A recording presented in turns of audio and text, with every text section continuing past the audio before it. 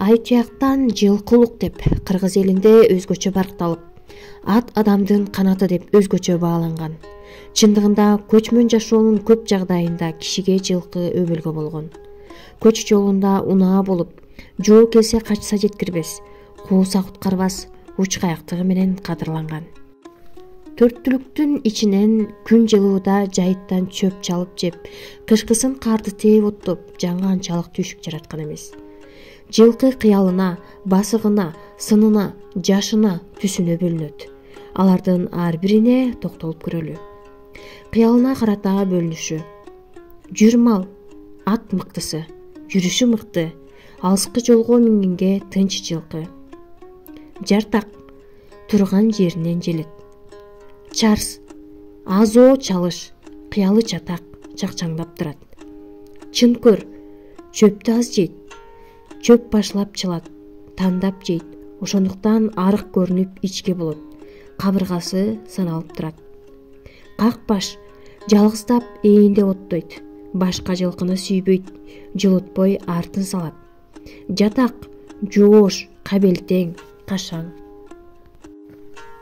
Жалакай, жылкынын жукасы, бат арыктайт, тойту жакшы болсо бат семирет, басканы тың, мингенге ылайыгы жок. Качкы, мындай аттарды ээр качкы дешет. Колдон бир бошонсо карматпайт, ээсин ээн талага таштап кетет.